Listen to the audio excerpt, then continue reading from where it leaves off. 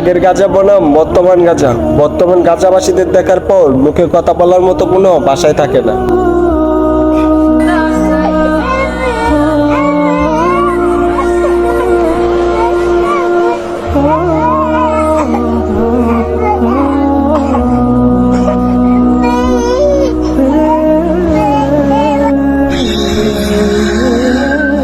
বাচ্চাগুলোর কান্না দেখা মাত্রই মনটা খারাপ হয়ে যায়।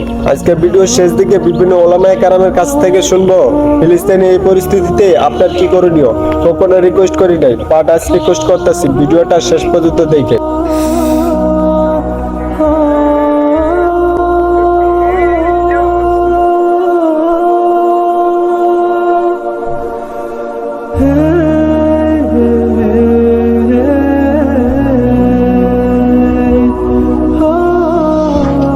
বাচ্চাটি ক্ষুধার্ত, সে নিজে খাবার খেতে পারে না, তারপরও সে ক্ষুধার্ত কুকুরটাকে খাবার দিচ্ছে।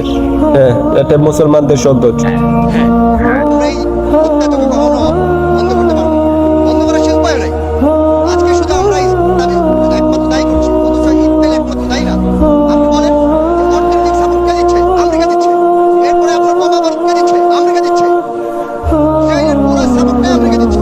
ফিলিস্তিনে তো প্রচুর ধ্বংস করে ফেলছে, কিন্তু এটা নিয়ে বাংলাদেশে কি চলতেছে চলুন এবার দেখা যাক।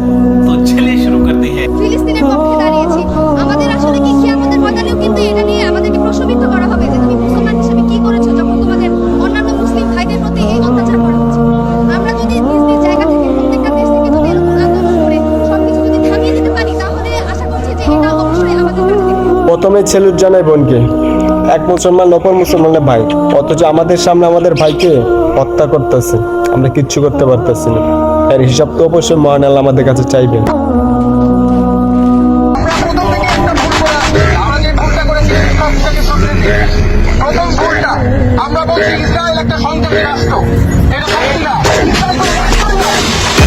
স্যার অবশ্যই একদম ঠিক কথা বলছেন।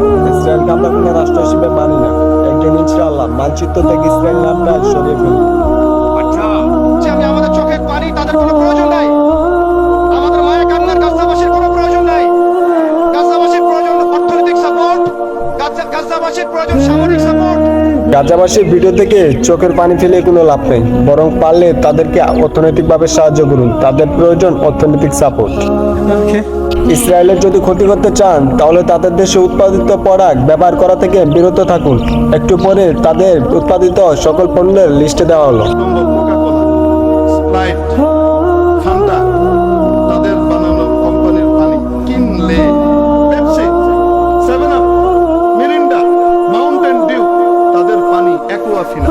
ইসরায়েলের আরেক বিকাশ অ্যাকাউন্ট ইউনিলিভার